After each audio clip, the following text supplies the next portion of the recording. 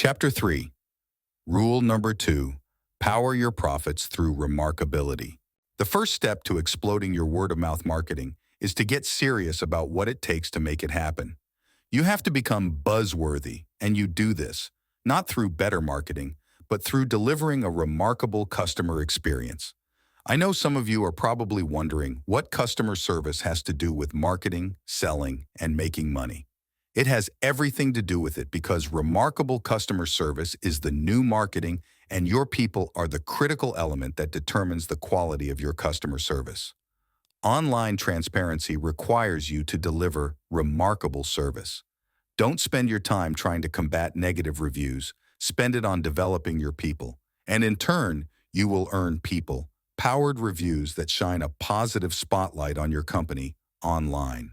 Targeted tips.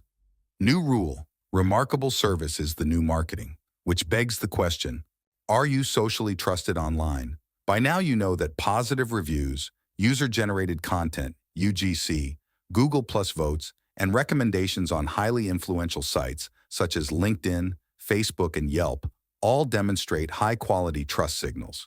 Interviews on credible news channels and featured articles in newspapers and other types of print media also increase your credibility and social proof. These are all ways consumers rely on to resolve their personal insecurities about which businesses to use. The more loyal customers you win over and the more social signals your company accumulates online, the more confidence a consumer will have about choosing your business over the competition. But that's just online, right? Oh no. Far from it. There's a filter through which all your prospective customers will pass your company before they even consider doing business with you. That filter is how socially trusted you are according to your online reputation. And it doesn't matter if that customer found you through an offline or an online marketing channel. For example, imagine you spend $10,000 on a TV, radio ad, or a direct mail campaign. Your customer sees the ad, they're interested, but they don't buy yet. Instead, the first place they go is Google. They want to find out what people are already saying about your company. Do you think it will matter how persuasive your TV ad, your direct mailer, or your radio ad is once your customer has read what other consumers are saying about you? Instead, the first place they go is Google. They want to find out what people are already saying about your company. Do you think it will matter how persuasive your TV ad, your direct mailer, or your radio ad is once your customer has read what other consumers are saying about you? Even money-back guarantees don't have the impact they used to when it comes to getting more phone calls or online leads. After all, why should someone take you up on your offer to try it out risk-free when it only takes 30 seconds and the help of Google to pull up several reviews on your company before wasting their time or giving out their credit card number? Offering the lowest price isn't much better. People still want to know what other consumers are saying. With only a few clicks, they can see a comment or review that suggests they won't get the value they're looking for from you.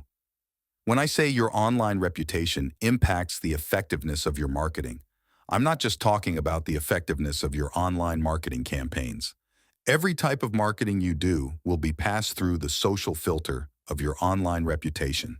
Who's really in control of your online reputation? Hiring ethical reputation management companies or online marketing companies while offering poor or even mediocre customer service is like trying to put perfume on a pig.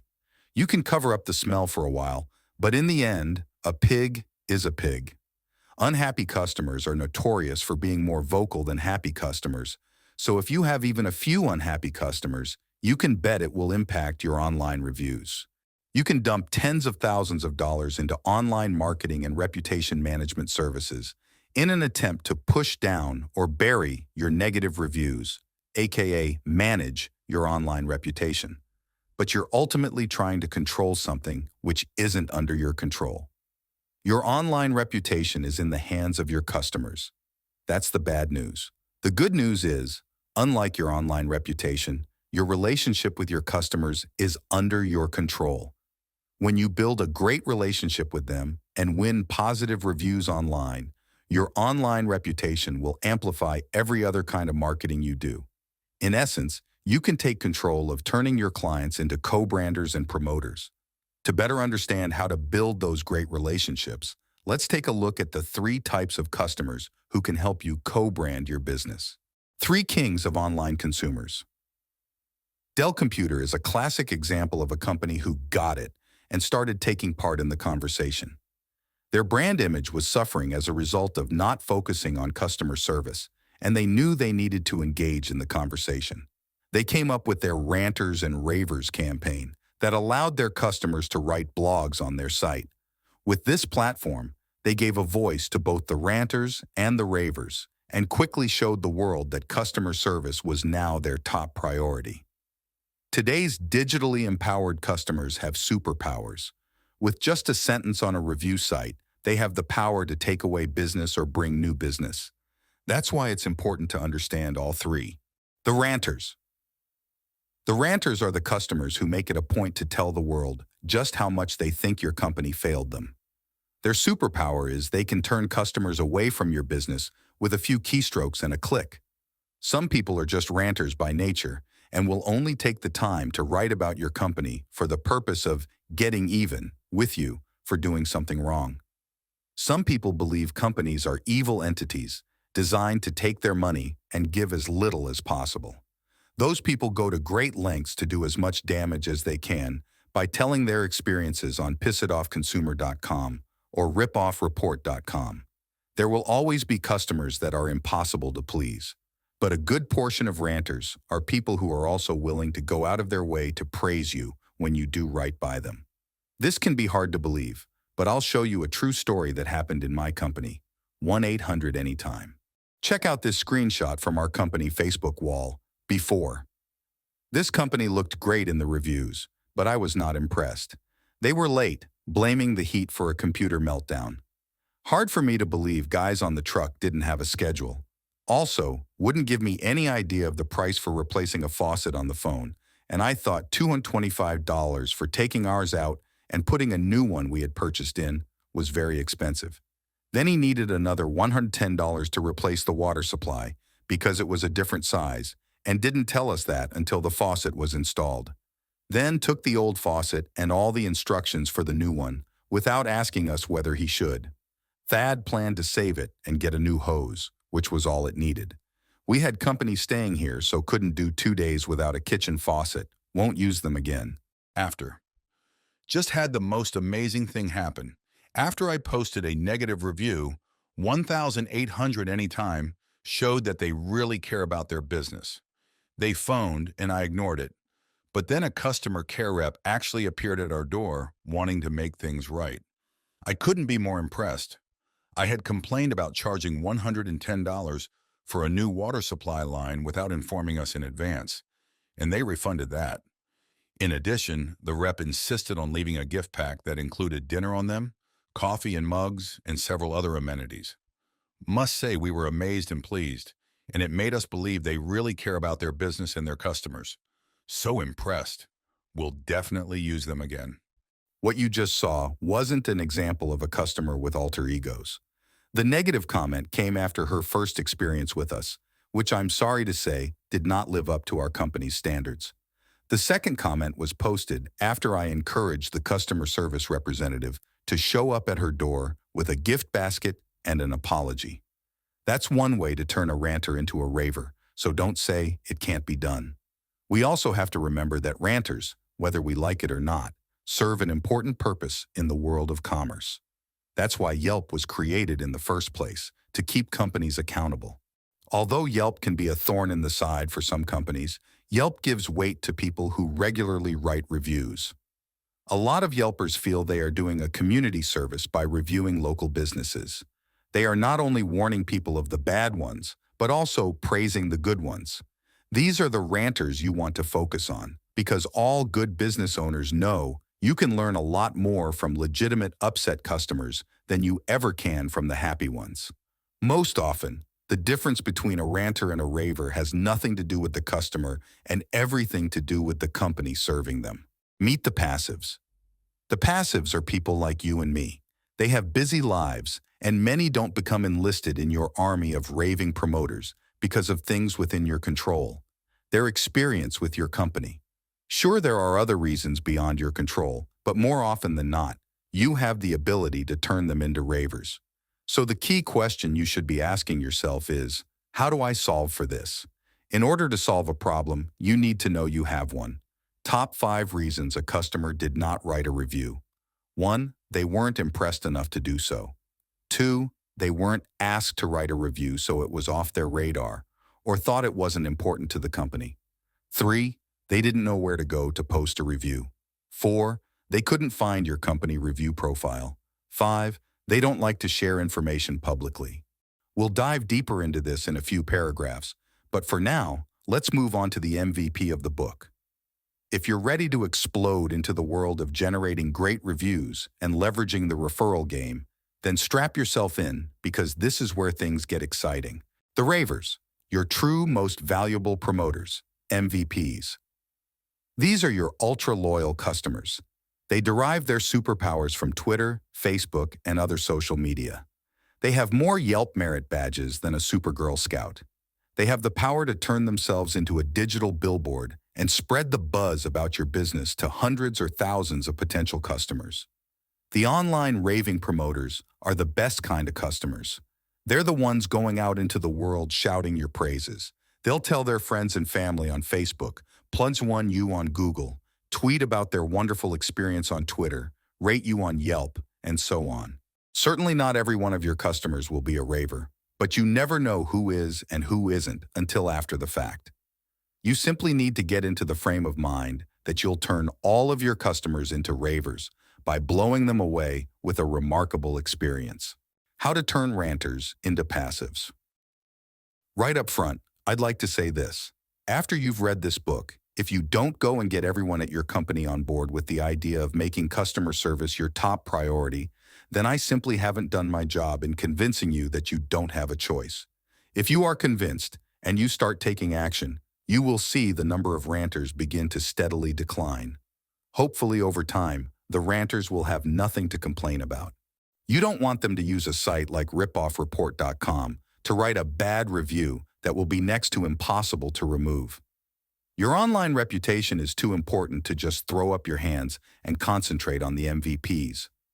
Whether we like it or not, online engagement with and from the customers has put us all in the trust business, and it's critical that your social proof exudes that trust and exceptional service. Vince Lombardi is credited with giving this advice to coaches and anyone in a leadership role: praise in public, criticize in private. Well, in a way, that is what you need to do with your customers. It's very important under these new rules that you uncover those unhappy customers before they go off ranting about your company in public, and find a way to make it better. Let them know that happy customers are your #1 priority, and you want to know what went wrong so you can fix it. Then make sure you publicly thank them for the opportunity to right the wrong. Other fans and followers will see your status update about how you solved a problem, and they will take notice of your professionalism and your dedication to customer satisfaction. I don't want to get into too much detail here, but the new rules require you to 1. Tell your customers right up front that their needs are important to your company, and 2.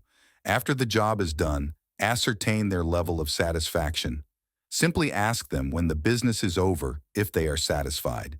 If they aren't, do whatever it takes to satisfy them, within reason, before they go off bad-mouthing your company online. How to turn passives into ravers. If you're getting your train on the right track, then more and more of your happy passive customers will turn into raving MVPs. There are also other things you can do to get the passives to take a few minutes and write you a review, besides just blowing them away with your amazing new customer service ethic. Here's where we get into my secret sauce. I don't want to give away the recipe too soon, because I believe you need to read the rest of this book before you rush off and start implementing the new customer service philosophy. But the one thing I will say here is that passives have a few concerns. One is convenience, another is motivation, and a third is privacy. First, after you've ascertained they are happy, you have to make it easy for them to post a review. Second, you have to give them a reason to want to post a review. Third, if privacy is important to them, you have to give them a way to post a review without signing up for an account with a review site and giving away their identity or email address. For example, Judy's book or superpages.com. So how do you do all of this? First, give them options because what's easy for one person might not be easy for another. If you're pushing someone to review you on Yelp and they don't have a Yelp account, then you won't get a review. Many people already have an account with Facebook, Google, Yahoo, or AOL, which ties into City Search. Some are signed up with yellowpages.com or superpages.com or some of the other lesser-known sites. Get on all of them. You should have your business listed on every single one of these sites plus any specific to your industry, like Urban Spoon, TripAdvisor, and Hotels.com. Then offer your customer an easy way to access the review site of their choice. If they don't have an account with any of these sites, then it will be hard to convince them to create one. But a few of the sites don't require users to create an account or give away their email address. The real secret in the sauce is the motivation. Why would a passive want to take the time to write you a review? If you can't bribe them, what can you do? What incentive can you offer them? Well, if your staff has really gone out of their way to do right by them, to the point where they are simply blown away at how hard you worked to provide them with a blissful experience, then you already have some leverage. If your employees have a way to politely ask them to write a review for them personally, as a favor and as a reward for doing a good job. Now, the customer is no longer just writing a review about a company, but about a fellow human being, one that just bent over backwards to make it a remarkable experience. Do something special for your ravers. In this new age of social media, your raving promoters are your company's single most valuable asset. You have to identify them and be extra passionate about showing your appreciation for them. If one of your customers posts a raving review on Yelp, for instance, and they never hear from you again, no big deal, right? But now imagine you are that customer. You post a raving review and the company you just reviewed follows up with a comment like this.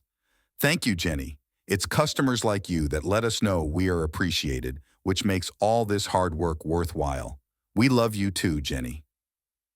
By publicly acknowledging them on your social media platforms, you extend the conversation, keep them engaged, and you can now share their positive review with all of your fans and followers. In addition, they are more likely to tell their circle of influencers about how you reached out to them. That's the type of reputation you want to build by word of mouth. And that's the difference between using social media as your own billboard versus being engaged in a conversation with your customers. It's not just important to treat every customer like a potential MVP. Remember the old game of saying next as you finish serving a customer? That philosophy is dead. The new game is about staying engaged with your customers and making them an integral part of your company culture and brand personality. Now that you know how to maximize the three kings of online consumers, let's look at how successful companies have optimized their customer relationships to become leaders in their industries. How remarkable service trumps traditional sales and marketing. Many business owners see customer service as a type of damage control and think of marketing and sales as the engine which drives company growth. Meanwhile, successful companies like Tony Hsieh's Zappos get away with spending very little on advertising and instead use remarkable service to create mind-boggling growth. These types of companies are making one simple decision, which sets them in a league of their own when it comes to creating long-term success, growth, and equity, making them the envy of every entrepreneur on the planet. They're making customer-centric service their primary product and therefore their primary marketing strategy. Early adopters of customer-centric service will turn raving fans into effective online promoters. They won't need to come up with out-of-this-world Thomas Edison caliber products or marketing ideas in order to create explosive sales and company growth. Their very business will become its own advertisement. In 2003, when Zappos was going through the roughest financial period of their early years, Tony Hsieh made some cuts, in between fundraising rounds, in places many experts thought would certainly cripple Zappos' growth. Rather than continuing to spend a large amount on advertising, Tony did something completely out of the ordinary and decided to cut most of their advertising and marketing budget. He shifted those resources and invested them in creating a remarkable customer experience. As it turns out, this act of supposed entrepreneurial suicide catapulted Zappos's growth and revolutionized the way businesses were being run. After making that groundbreaking decision, Tony grew Zappos from $70 million to $184 million over the course of just 12 months.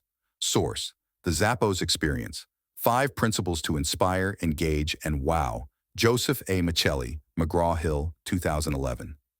Over the next few years, Zappos continued to grow, going from $184 million to over $1 billion in sales. This total growth from only $1.6 million to $1 billion took less than 10 years. Now here's a question to consider. Is there anything earth-shattering about selling shoes? If you were to slip and fall in the shower, hit your head on the toilet, and come up with the idea to sell shoes online, would you charge out of your house and run wet and naked down the street screaming, "Eureka! Eureka"?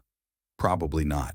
Selling shoes wasn't a remarkable, innovative, or outstanding business idea.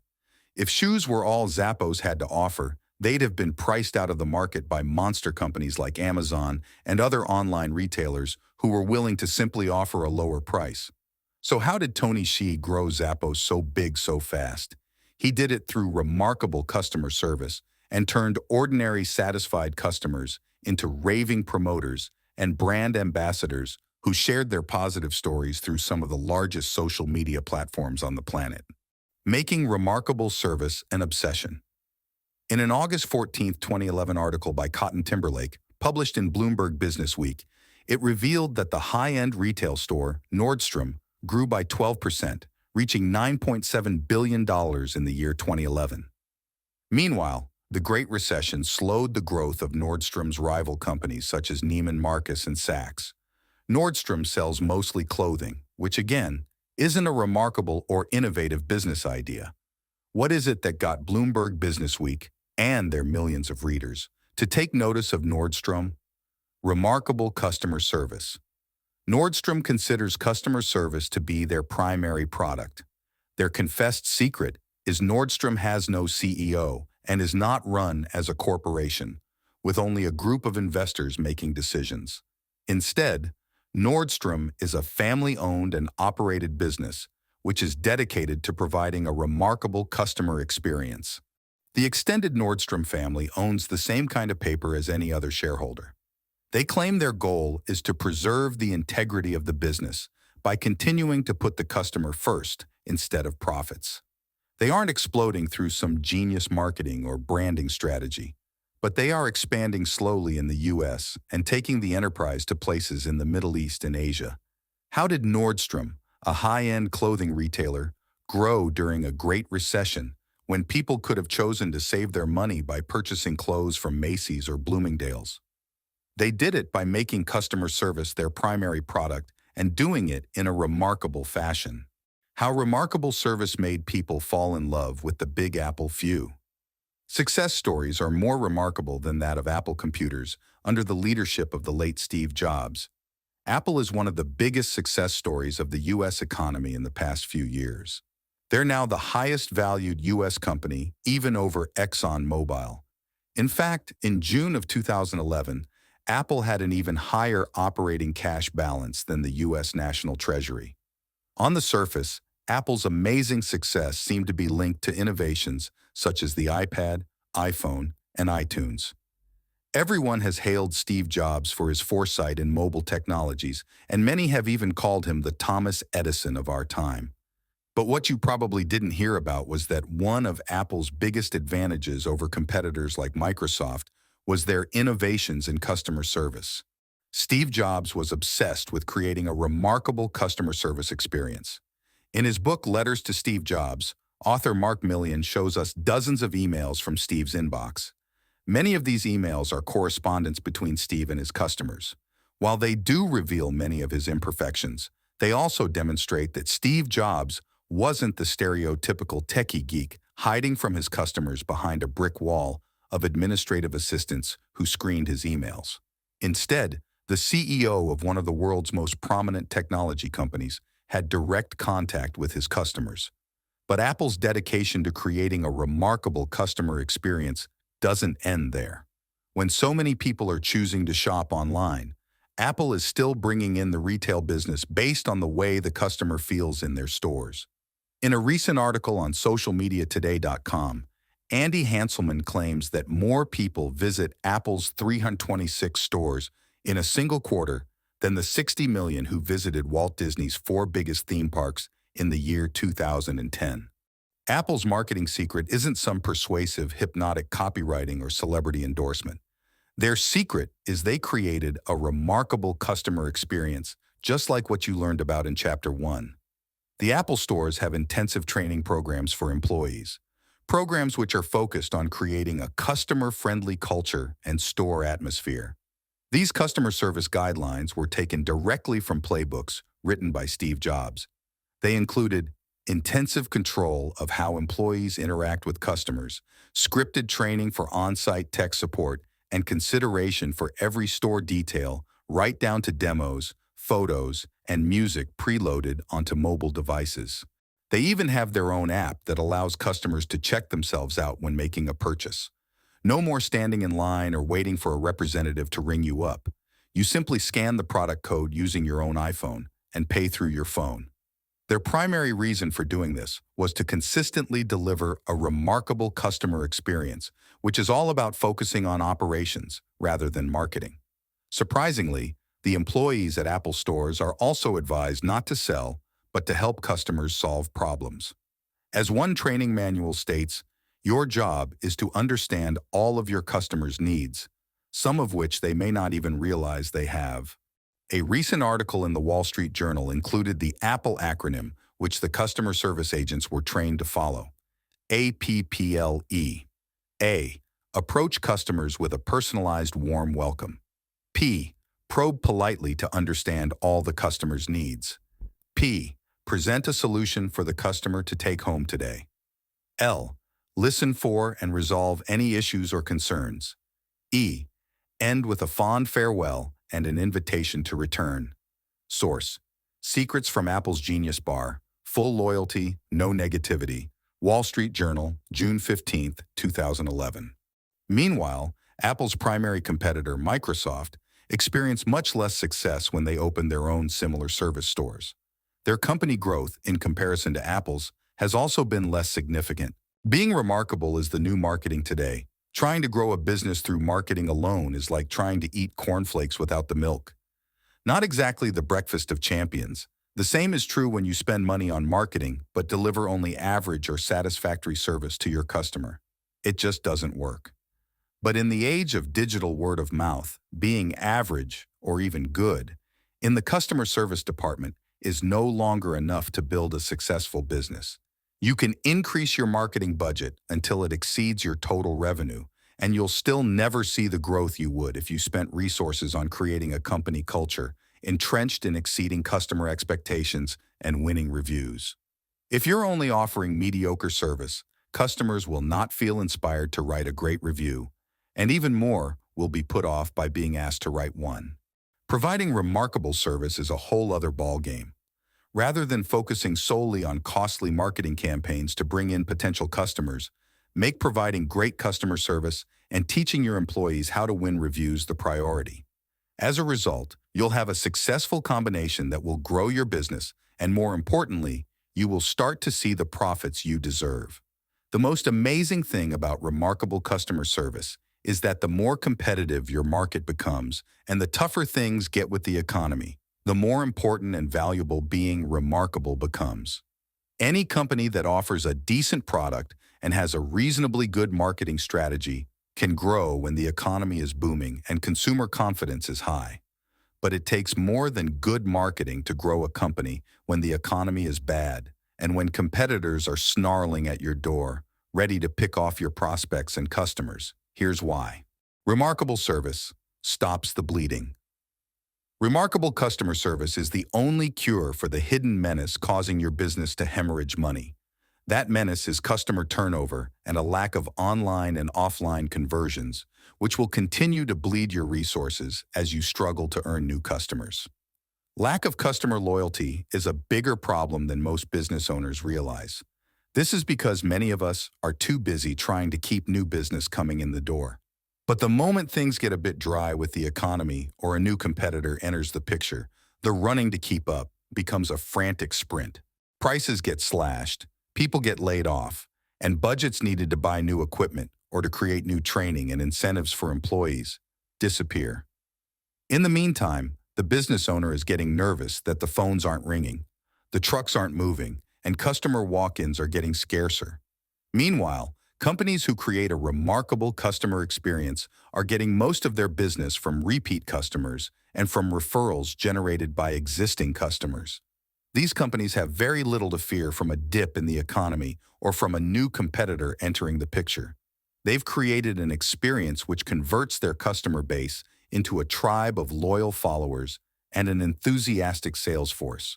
We all know that getting new customers is a lot of work. It takes time and money. Sometimes it takes a lot of money.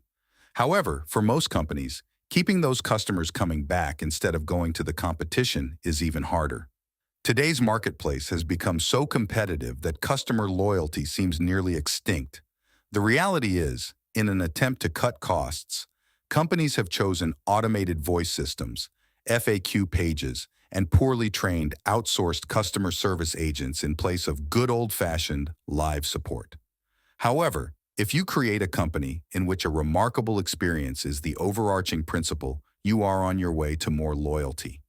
In other words, customer loyalty is in direct proportion to a company's commitment to providing remarkable customer service.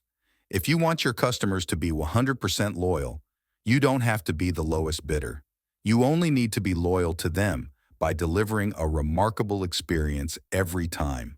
Remarkable customer service stops the bleeding of customer turnover and could literally save your business in a tough economy. So what do I mean by be remarkable? Remarkable means remarkable. Just think about the word remarkable for a second. It literally means to be remarkable. Want to know if your company is operationally sound in the service of your customers? Just ask yourself what type of remarks you're receiving. If you're getting a lot of great comments about your company, so many that you can fill several web pages with your positive customer reviews, you're exceeding expectations to the level that the customers are willing to talk about it. Remarkable has nothing to do with the marketer. Remarkable is in the eye of the consumer, the person who remarks. If people talk about what you're doing, it's remarkable, by definition. The goal, then, isn't to draw some positioning charts and announce that you have differentiated your product. No, the opportunity is to actually create something that people choose to talk about, regardless of what the competition is doing. Seth Godin, author and marketing expert. Source, Different or Remarkable. Seth's blog, June 25, 2013. If you're not, then you've yet to tap into the awesome power of Remark-ability. On top of this, you probably have more customer turnover and reduced repeat business and referrals than you realize. Your golden goose might even be on life support. That's the reality. No matter how great you think your customer service is, if you aren't getting rave reviews, you still have work to do. Becoming buzzworthy is all about customer buzz, not company buzz. Let's look at some essential do's and don'ts for offering remarkable service. The ABCs of being remarkable. The story of Quick and Easy Quentin. Our story begins on an ordinary day at an ordinary factory. Things were fine at the headquarters for Ted Jones, the owner of a large TV manufacturing plant. That is, until one of his conveyor belts stopped working. Within seconds, his entire operation was backed up. Ted started to imagine piles and piles of money going up in smoke. Panic set in as he scrambled through the yellow pages. That's where he found an ad that read, "Quick and Easy Quentin, fastest wrench in the West. All your machine problems solved fast so you can start making money again." That clinched it for Ted. He made the call, and within 20 minutes, Quick and Easy Quentin wheeled into Ted's parking lot, rising from his truck like a genie from a magic lamp. Although an expert in repair for more than 20 years, Quentin sure didn't look the part when he showed up at Ted's shop. He was dressed in a greasy t-shirt and a ragged pair of tennis shoes. His hair looked like a cross between a toupee and a wet mop, and his breath was bad enough to take the paint off a car. Needless to say, Ted wasn't thrilled with his first impression of Quentin, but considering his production line had come to a screeching halt, He figured he didn't have the luxury of being picky about his appearance. Just a few minutes later, after tightening a small screw on the underside of Ted's machine with nothing more than his four-way screwdriver, quick and easy, Quentin had Ted back in business. Then it came time for the bill. $250 for Quentin's service. Ted was furious. $250? You were here for 5 minutes. I want a breakdown of these charges. Although an expert in repair for more than 20 years, Quentin sure didn't look the part when he showed up at Ted's shop. He was dressed in a greasy t-shirt and a ragged pair of tennis shoes. His hair looked like a cross between a toupee and a wet mop, and his breath was bad enough to take the paint off a car. Needless to say, Ted wasn't thrilled with his first impression of Quentin, but considering his production line had come to a screeching halt, he figured he didn't have the luxury of being picky about his appearance. Just a few minutes later, after tightening a small screw on the underside of Ted's machine with nothing more than his four-way screwdriver, quick and easy, Quentin had Ted back in business. Then it came time for the bill. $250 for Quentin's service. Ted was furious. $250? You were here for 5 minutes. I want a breakdown of these charges. With that, Quentin got a bit irritated. To make his point, Quentin grabbed the bill from Ted and wrote out his breakdown. Task T1000, tightening of 1 1/4 screw, $1. Task T1001, knowing which screw to tighten, $249. Of course, Ted understood the point Quentin was trying to make, but he couldn't justify it in his mind. As far as he was concerned, guys like Quentin should never be able to make that kind of money per hour, especially not walking around in dime store tennis shoes and a greasy t-shirt. Jones paid the bill while mumbling under his breath with disgust, then sent the fastest wrench in the West packing. And of course, Quentin received no review to show future customers. No pat on the back. Nada. Quentin felt unappreciated, as he should. He'd been punished for being a fast and efficient expert and for expecting to be paid just as much as an amateur who would have taken the entire day to find and fix the problem. Have you ever felt like Quentin?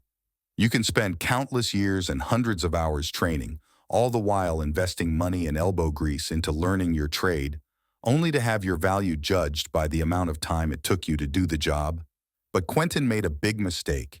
He did the job well, but he missed the ABCs of being remarkable. Had Quentin known his ABCs, Ted would have happily paid him the $250 and sent Quentin out with a positive review and an invitation to the annual company barbecue and softball game. The ABCs of being remarkable can do the same for you and your team. They'll also help you settle what has come to be a common debate in the world of customer service. To wow or not to wow? Winning the War of OR. During my time writing this book, I ran into some seemingly conflicting information between the Zappos approach of wowing the customer and the philosophy of Harvard School of Business, who said that wowing the customer should not be the #1 priority. Who would ever assume that wowing the customer isn't the first priority? According to the smart folks at Harvard, the #1 priority should be to solve the customer's problem. Keep it simple and don't try to go over the top. I've had experiences, as I'm sure you have, where a company was trying too hard to get me to like them rather than focusing on solving my original problem. On the other hand, it's the going above and beyond which makes a company truly remarkable and creates an unforgettable experience for the customer. So which is it? To wow or not to wow? The answer is, it's both. The tricky part is making the two concepts work together by creating a seamlessly remarkable experience from start to finish. This is where the ABCs of being remarkable come in.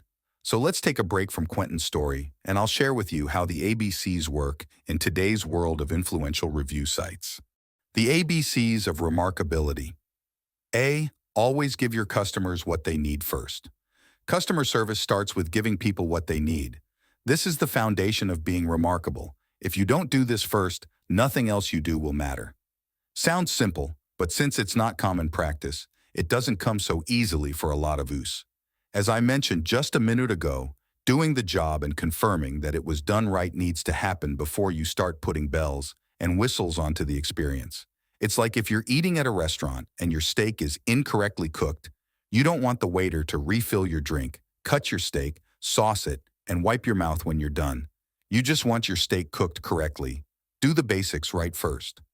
Customers make positive remarks about those who exceed expectations when it comes to meeting their need to be heard and validated as human beings. Just as you can wrongfully assume you understand someone's problem, so can you wrongfully assume their expectations were fulfilled. You can't always depend on them to tell you when you missed the mark either. In fact, many times people just settle for good enough, only to turn around and tell their friends about the half-assed job you did. Seeking to understand someone's problem and verifying with them that you understand sets a clear expectation. To build trust, you must fulfill that expectation and confirm it has been fulfilled and the job is complete. Again, sounds simple, but have you ever hired a service person who didn't complete the job to your satisfaction? What if they walked out of your house believing they did do a good job? If you never said anything to them and they never asked, the expectation might never get met. How likely is it for you to leave a positive review in that case? Not very. This is why, as a service provider, you should never simply assume your job has been done correctly. At 1-800-ANYTIME, we believe a job is never done until the customer says it is. Part of a good customer service plan is to confirm that a job has been fulfilled according to the expectations set in the beginning. Without this, you could ask for a positive review, and the customer will think to themselves, well, I would have been glad to give you a review if you would have just gotten it right from the start and listened to my instructions better. They might even speak up and tell you the job wasn't completed to their expectations. Better to confirm this first and to give yourself an opportunity to fix it before you even think about asking for a review. In fact, this first step is so important that I'd suggest you treat the following steps, such as earning and asking for the review, as if they didn't even exist until the first step is done. It's like finding a drowning man out in the water. Your first job is, get the life preserver around his neck and get him to shore. Once you get him there, you can offer him a towel, some hot chocolate, and a free coupon for swimming classes. But until you get him on dry land, those bells and whistles need to stay out of sight and out of mind. Respect, trust, and validate that you've heard and understood your customer's needs. All of this will build a relationship which will make it easier for him or her to recognize that you're paid based on your expertise, even though you may have spent little time fixing their problem. B. Be remarkable. Meeting the basic needs of your customers isn't enough to make you or your company remarkable. Customers must be blown away, so blown away that they can't wait to tell the world. Merely satisfying your customers isn't enough if your goal is to turn the volume up on your word-of-mouth marketing by earning scores of positive online reviews. You probably already know how hard it is to get a customer to write a review. I know, I've seen business owners go through it. They go to a marketing seminar where someone sells them on how important reviews are, gives them the vague advice of get customer testimonials, and then leaves them hanging without specific details on how to do this. They get pumped up and start asking for customer testimonials. They get maybe one review for every 100 they ask for, and the review looks like this. Great service. Thanks. Okay, that's one positive review. But after a few weeks of begging and getting almost no responses, the business owner gives up, and the employees are no longer following through on asking for them. Within a few months, the initial buzz generated by expectations of a flood of positive reviews is gone. What happened? You've given good service, respected your customers, listened to them, and fulfilled their expectations. So where is this mountain of great reviews? Well, you didn't earn them because you didn't create a remarkable experience. I know, pretty harsh, right? But let's be honest, it's difficult to wow people these days. We have 72-inch flat-screen, high-definition TVs and home theater surround sound systems in our living rooms that make the movie theaters our parents sat in look pathetic. We have access to just about any information on any subject at the tip of our fingers. We have Google, Twitter, Facebook, and YouTube. We have Six Flags, Disneyland, Disney World, and Discovery Cove. We have voice recognition Android applications, text messaging, webcams, iPods, iPads, iPhones, laptops, netbooks, and tablets. Not to mention cups of coffee priced at $7 with more ingredients than a 7-course meal. We are spoiled consumers, and that means we're damn hard to impress. This is why you can't just deliver customer satisfaction. Ask for a positive review and get one. You have to put the cherry on top by absolutely wowing your customers. Again, don't forget, you must meet the customer's primary needs first. If you don't do this, trying to go above and beyond could backfire. Instead of a positive remark, you'll blow your shot at getting them to come back, and you might even get a negative review because of it. For example, have you ever been to a restaurant where the waiter or the waitress delivered lousy service, but tried to butter you up just as they were bringing you the check? Maybe they brought you enough mints to give you a mouthful of cavities. Maybe they gave you a free dessert, or they were just extra nice to you in hopes you'd leave them a decent tip. It's obvious, it's disingenuous, and it won't encourage you to leave a big tip. How do you blow your customers away once you've met their needs for respect, trust, and validation, and fulfilled the service for which they initially hired you? Chances are you already know how to do this. You just need to get creative and start paying attention to their needs. If you learn to listen and pay attention, you'll find plenty of opportunities to rise above and deliver truly remarkable service. Here are a few examples of what it looks like to create the kind of experience that deserves a winning review. At Review Buzz, we have a coach named Ramon Morales who worked for 4- and 5-star hotels where he was the head trainer for customer service. His guidance to the staff was to make the guest more than just happy. They wanted to inspire them to tell the world about their amazing experience and become lifelong raving fans. To get a sense of how dedicated Ramon is to exceeding expectations, let me share a real-life story with you. Ramon had a customer who didn't like the steak they ordered from the hotel restaurant. While most service professionals would have offered either to replace the steak or give the customer his money back, Ramon went above and far beyond what you could ever expect. He ordered a steak from a competing restaurant across the street and personally delivered it right to the customer's room. You can bet Ramon received a great review, and the customer asks for him during every repeat stay. In his book Delivering Happiness, Zappos CEO Tony Hsieh tells a story about how one of his friends called the Zappos shoe customer service number and asked the representative to help him find a local pizza delivery service that was still open at 2 o'clock in the morning. Most companies would have dismissed the customer's request and turned the call into a company joke about the stupidest customer requests. But the Zappos representative did exactly what the customer asked.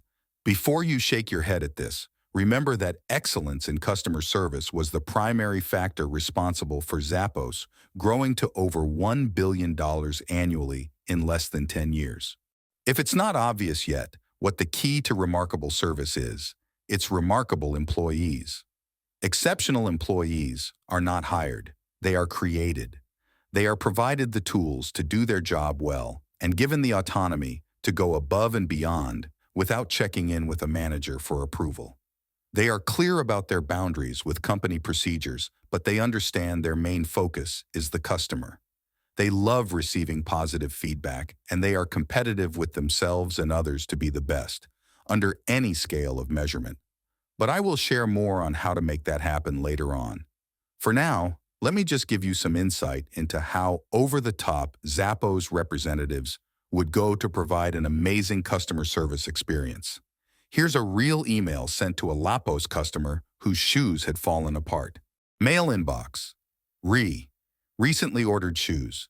From Zappos.com, Zappos.com. Hello. Thank you for contacting the Zappos.com customer loyalty team. My name is Paul, and it would be my pleasure to put a smile on your face today. Those shoes are falling apart on you? That is unacceptable, and I am so sorry for that. Luckily for you, I was recently in an experimental lab explosion involving a lamp, a giraffe, and an expired pack of bazooka bubblegum.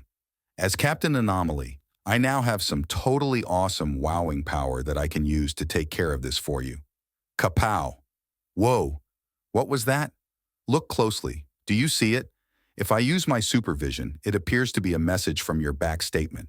It says that in the next 10 business days, as soon as your bank authorizes it, you will see a credit of $89.99 from Zappos. But why? because I have refunded you in full for those shoes since they have fallen apart on you so quickly. Whoosh! Oh gosh. Did you witness what just took place? Quickly, look to the inbox of your email. You should see a few emails from us, but one of those will contain a link to your prepaid UPS return label. Just put that first item back into the original packaging and tape that new label on the outside with clear tape. If you do not have a shipping box, any plain, unmarked cardboard box would work fine. Blammo! Holy smokes! What could have occurred just now? I have used my laser vision to vaporize that poor customer service experience and have created a coupon for you to help mend your online experience wounds in this troubling time. That coupon is for $15 and is a one-time use, non-refundable coupon that can be used on your next order within 90 days. Please accept this as a further apology for what has happened. The code to use that coupon is below for your convenience. As for the shoe, we do not have it in stock any longer, which is why I could not teleport a brand new one to you. I would assume it was probably a fluke defect on that one particular item, but either way, I apologize that this has happened. I certainly hope this helps. If you need anything else, please do not hesitate to let us know, and we would be glad to assist you. I will even fly down there to handle that for you myself. Permitted that I'm not busy saving kittens in trees, of course. Captain Anomaly, away. Thank you very much. Paul Customer Loyalty Team Zappos, Inc. Contact us 24/7, 365. Even if you don't have customer service superpowers or plan on helping your local pizza delivery joint find new customers, you'd better start asking yourself how you plan to put the icing on the cake and roll out the red carpet for your customers. All your team members and managers must know and understand the importance of reviews. Everyone in your company should know how to earn one and how to request the type of review the customer will gladly take the time to write. Everyone should know why they, as a company, must become proactive about generating reviews and the consequences of not doing anything about it. C. Create value from start to finish. By now you've heard me talk a lot about creating an experience for your customers. I know it sounds like Yoda telling you to simply use the Force, doesn't it? But what I'm talking about is creating an experience that will help your customers feel secure about the value they're getting in exchange for the price they're paying. Quick and easy. Quentin didn't do this. He was more concerned with being fast and efficient, and possibly wanted to hurry to his next job or even his lunch break. Had he spent more time doing just two things, the entire story might have gone differently, and he probably would have earned a raving customer review from a very easy job. First, he could have educated his customers better. Robert G. Allen, the author of Multiple Streams of Income, nailed this one when he said, "No matter what your product is, you are ultimately in the education business.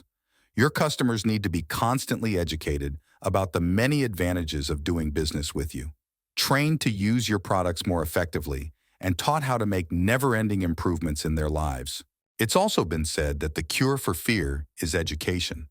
Okay, so it might not help you overcome your fear of going scuba diving with sharks on the Great Barrier Reef with a raw steak around your neck, but it will certainly help your customers feel better about the money they're paying.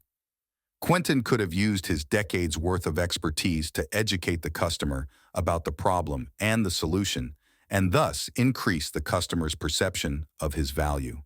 For example, why did he pick that particular screw, and why is that screw so important to the operation of the machine? He could have talked about all of this while Ted Jones was still riding the high of having his machine up and running again. How long would it have taken? Just 5 minutes? Educating his customer might have also helped him sell another service or a second visit. He could have been proactive with his expertise as well. If you want a good example of this, go to an auto dealer and visit their service department. Sometimes you go in there wanting to have your windshield wipers replaced, and they call you in telling you that you need new brakes, a carburetor flush, an oil change, and an air filter. While I'm not encouraging you to upsell your customers on every service imaginable, I am emphasizing that there's a lot to be learned from the proactive approach they take. Imagine quick and easy Quentin checking the other machines in Jones' manufacturing plant, tightening them up, and doing a few proactive things free of charge. the whole time letting Jones know what he was doing and why he was doing it. Imagine Quentin going above and beyond to solve Jones's problem by working to prevent similar problems from occurring in the future. After all, if you're going to charge someone $250 for less than an hour of your time, what can it hurt to spend a few minutes creating value for free? For instance, what if he asked a few more questions about how fast the machine was operating and advised Jones that he could speed up its efficiency and increase its lifespan with just a few routine checkups? Heck, what if he'd just asked, "While I'm here, are there any other funky things happening with these machines?" Or, "How else can I help while I'm here?" Or, "Since I'm here, how about we also check out your—" What goes in the blank for you? Your expertise gives you insights into how to improve your customers' lives in ways they didn't even think were possible. You know how to save them time and money, and you can spare them from emergencies and the added cost of a service call. Don't assume you're putting yourself out of future work by doing this. On the contrary, you're building trust with them, and you never know when they might say, "Wow, I didn't know I needed that. Let's take care of it while you're here." If you educate your customer and offer proactive advice or services, you'll create an experience the customer will not only remember, but will want to share with others. To put this into perspective, think about your last trip to Disney World, or even the last time you saw a great movie. Or how about the last time you paid nearly $6 for a regular-size, non-fat, extra foamy latte? It wasn't just the latte you were paying for, it was the experience. In all of the above settings, hours and hours of work and creativity went into creating an opportunity to immerse you in a positive experience. Great care is taken to keep anything from entering the experience which might break the spell. Many high-end, five-star restaurants use music, lighting, and decorations to create an experience. Movies use sounds, lighting, and visual effects to create an experience. Of course, you might not be taking your customers on a mystical journey of romance and imagination like the guests at Disney World or aboard a Mediterranean cruise. The point is that a remarkable experience is seamlessly remarkable. From beginning to end, every action builds value on top of value until the customer is absolutely blown away. This begins with the first impression. The way you start a customer relationship sets the standard for the entire relationship. It's almost magical the way this works. Your job is to create as many amazing moments between you and your customer as possible. Just think about how much weight we give to first impressions. Why are first impressions so damn important to us? Isn't it because your first impression sets the standard for how you perceive them and therefore how you treat them? Likewise, when you make an initial impression as a person of value, you set yourself up to be treated that way. In fact, by making the right first impression, you can eliminate 90% of the drama that would have otherwise followed in the weeks, months, and years of that customer relationship. It's the same thing when you're connecting with prospective customers. How customers treat your company and your employees is 100% determined by the way they perceive you. If you establish yourself as a person of high value and someone who can be trusted, that's how people will treat you. High-value people expect excellence, and they have a low tolerance for BS. This is why they get treated well. The bottom line is that low-value behavior, including negative feedback, is created by making low-value impressions, both at the beginning of the relationship and when the work is finished. And of course, that also translates into a potential loss of profits. High-value first impression minus premium fees equals more available resources to deliver high-value services, equals more probability for good reviews, equals more high-value first impressions, equals more premium fees, equals even more available resources to deliver high-value services, equals even more probability for good reviews, equals even more high-value first impressions, equals even more revenue and profits. You can end up foiling your first impression if you don't have a strong follow-up, or if someone catches on that it wasn't genuine. But people are funny. They don't like to be wrong. If their first impression of you is that of high value, you have to mess up pretty badly to get them to admit they were wrong about you in the beginning. In fact, sometimes you have to mess up quite a few times. But if you make a low-value first impression, it's an uphill battle from there. Hell, Many times you won't even get the chance to undo it. In addition, by giving a low-quality impression, you set yourself up for them to haggle with you about rates, ask for additional favors without being charged, and even mistreat your employees. Value is also created when companies listen well, understand customers' needs, and take care of them with forethought. In his book, The 7 Habits of Highly Effective People, Stephen Covey talked about seeking first to understand and then to be understood.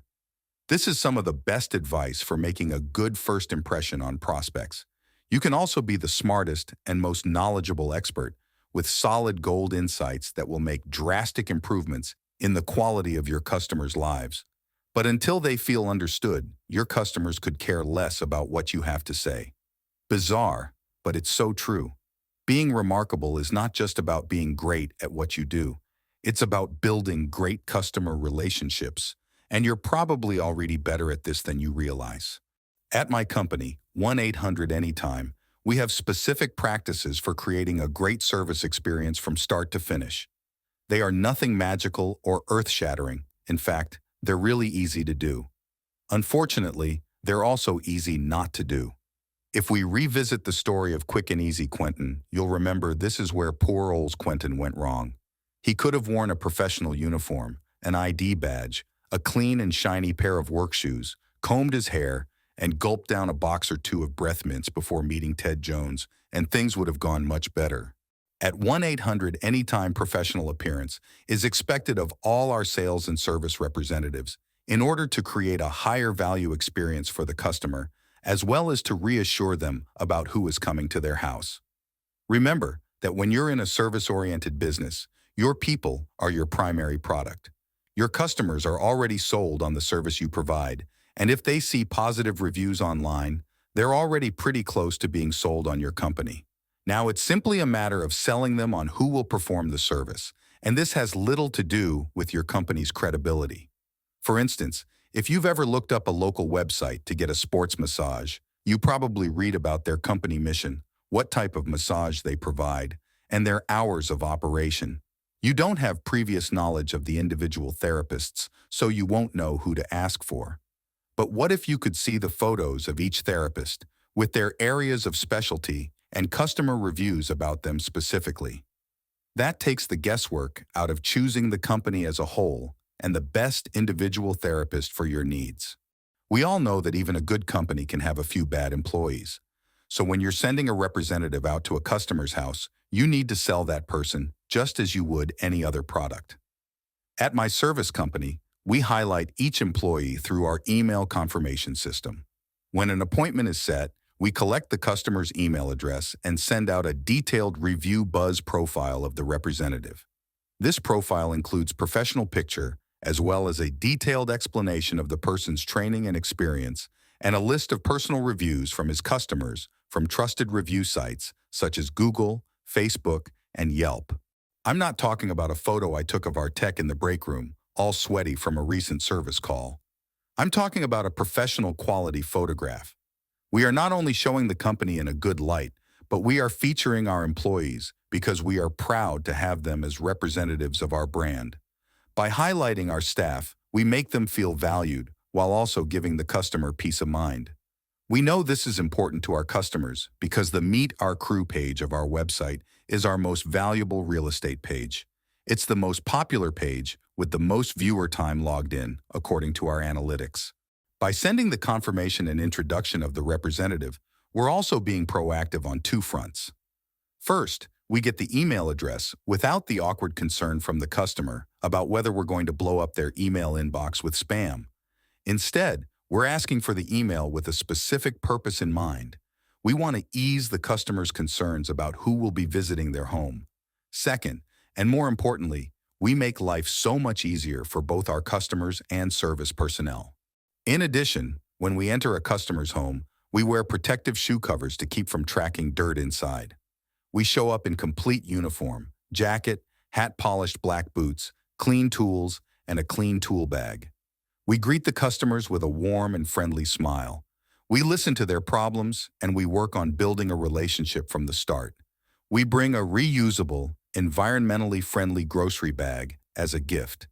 which goes a long way towards establishing a great first impression and creates a bit of reciprocity that we can leverage later. When the technician is finished, he verifies with the customer the job is done before the invoice is presented. We also look for various ways to help our customers around the house, such as changing light bulbs, replacing smoke alarm batteries, or even picking up dog poop. Whatever it takes to go above and beyond to make the customer's experience truly remarkable. Lastly, we provide our technicians with new towels and company-provided cleaning supplies so they clean up after themselves, making sure they leave the customer's house just as clean as they found it. Once we have done everything humanely possible to please our customer, we politely request they go online and write a review about their experience. The technicians hand the customer a company business card with their name, picture, and a link to the company's Review Buzz portal, where the customer can review on their preferred review site. Make it an enjoyable and easy process for the customer, and you'll be surprised at how quickly the reviews start coming in.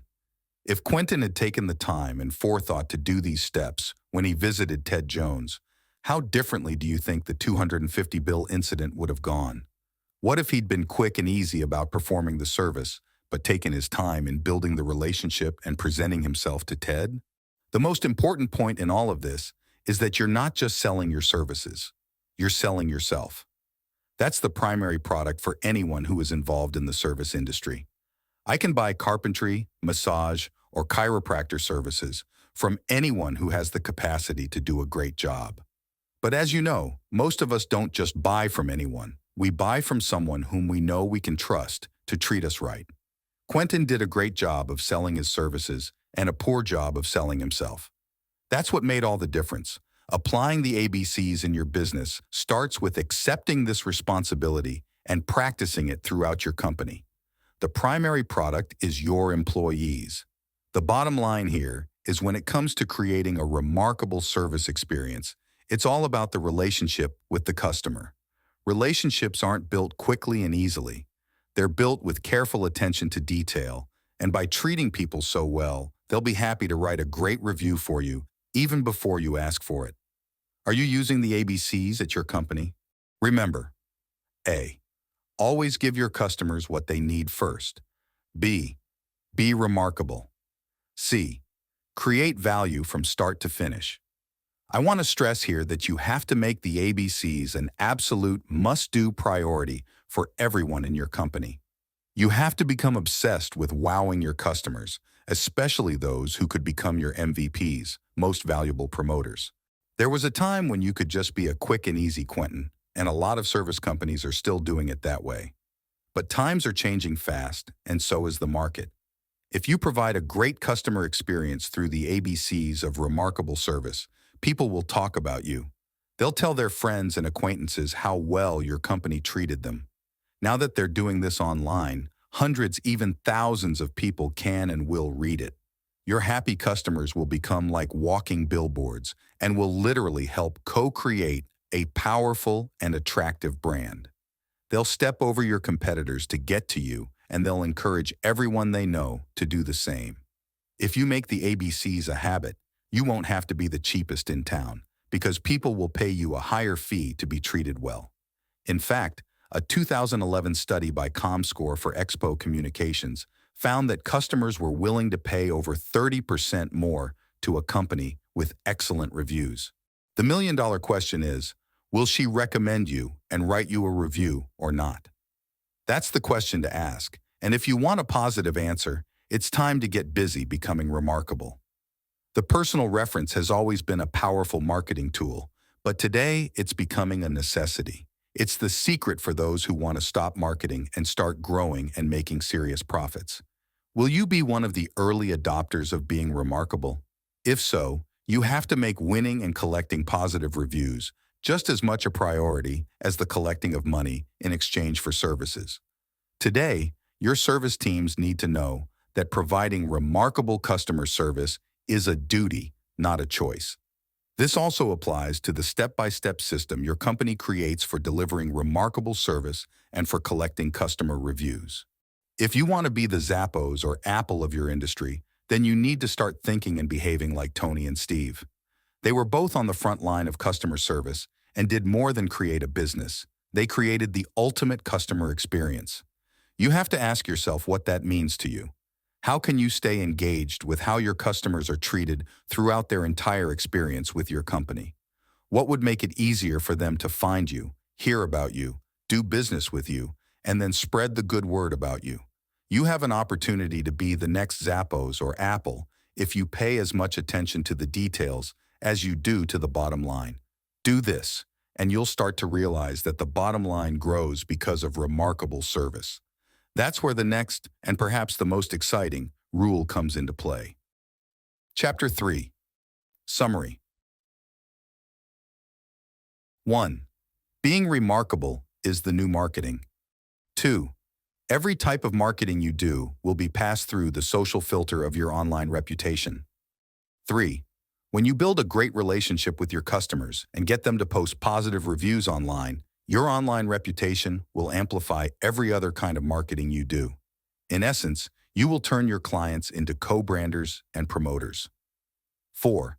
You should have your business listed on every single social media site, review site, and directory, plus any appropriate industry-specific sites such as TripAdvisor or Hotels.com. Then offer your customer an easy way to access the review site of their choice. 5. Everyone in your company should know how to earn a review, how to request a review, and how to motivate customers to write a high-quality review. 6. Ravers, MVPs, ranters, and passives all need to be treated differently in order to coax them into behaviors that will translate into buzz for your company. 7. Always keep coming back to the ABCs of Remark-ability. It's the proven way of being remarkable. Are you using the ABCs of Remark-ability at your company? Chapter 3. Recommended reading. Delivering Happiness, A Path to Profits, Passion, and Purpose. Tony Hsieh, Business Plus, 2010. I Love You More Than My Dog. 5 Decisions That Drive. Extreme Customer Loyalty in Good Times and Bad. Gene Bliss, Portfolio Trade, 2011.